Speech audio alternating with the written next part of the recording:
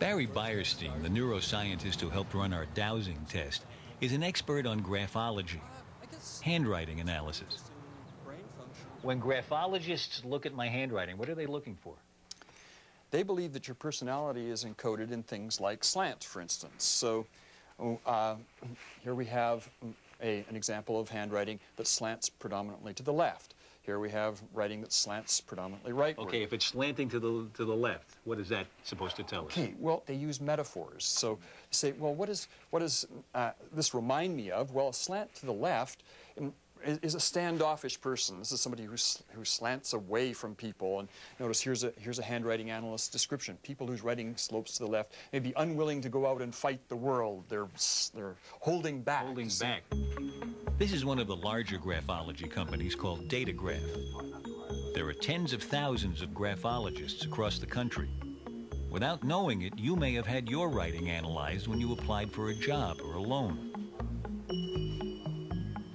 Jack Donovan, Datagraph's president, is proud of their methods, which involve careful measurement of hundreds of features like size, roundness, word spacing, letter spacing, straightness of lines, and so on.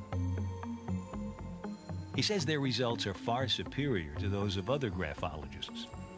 They only normally use 150 to 200 handwriting features where we use 420 plus. So just mathematically, we'd have a better chance of being more accurate. We say that we're accurate to 90%. Datagraph does measure accurately, but the measurements are still interpreted in the traditional way. Like begets like. Take height of letters, for example. Large, needs attention and admiration. Bold, boastful, lacks discipline.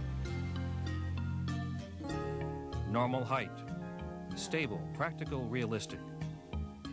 Small, introspective, modest, may feel inferior, can mean antisocial behavior. The 420 measurements are combined into a personality profile, giving the subject scores on 14 characteristics from self-esteem to sales potential. Handwriting analysis using our measurement system, we call that a mind print. You're it, and the odds-on chances of somebody else being like you is 1 in 6 trillion. I had my mind print done. The company asks you to write about 3 specific topics: hobbies, greatest success, and greatest challenge. I met the challenge through teamwork and with other escapees, and by calling on powers I didn't know I possessed. I frequently see myself in my mind's eye hitting a long high one over the fence. We sent in samples from 8 people, all anonymous. This one's mine. I'm having my slant measured right now. The further right that it goes, the more impulsive. And this person is impulsive, very impulsive. I guess my lines aren't too straight either. There is some confusion in this person's life. Lack of organization. Here are the 8 finished analyses. Now, Barry Beierstein and I are going to see if we can recognize ourselves.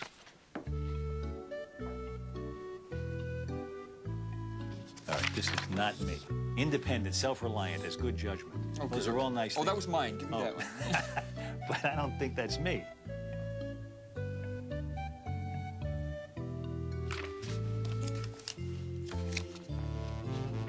I have to say, nothing here leaps off the page as being me. I don't find myself saying, wow, they really got me. They nailed me. In fact, we couldn't pick out our own profiles. So after being told which one was mine, I counted up how often it was right.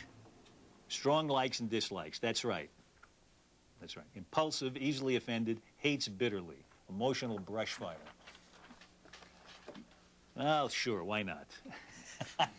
Let's say I'm impulsive. Maybe I am, maybe I'm not. Self-esteem is high. Absolutely, they got that right. Verbal discretion is high. The ability to keep confidences. I won't tell you whether that's true or not. Vitality is average. No, I have a lot of vitality.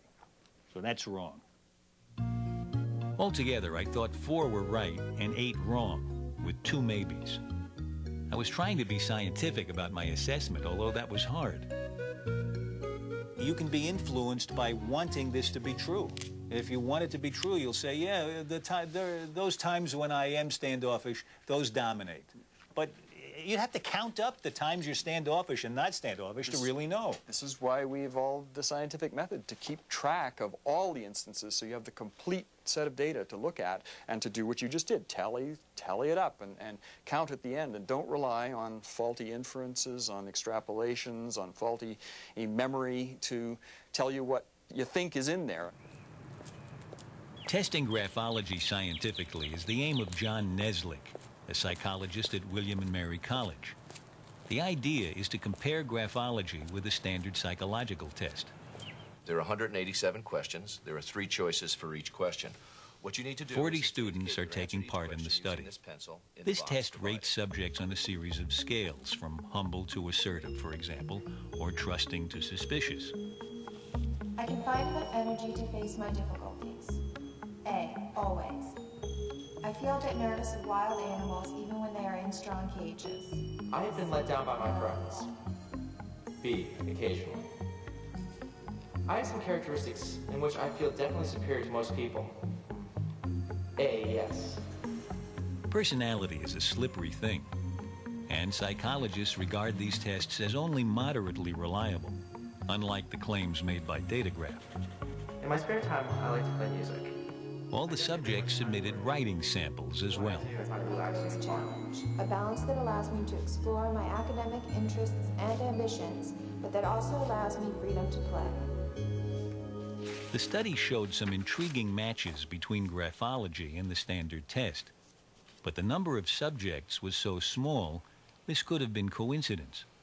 It's to avoid this problem that standard tests are developed with thousands of people. To validate Datagraph's claims, we'll take a series of studies, not just one such as this. So at this time, it's not appropriate to say whether it confirms or disconfirms Datagraph's claims, so much as it doesn't have enough information to do either.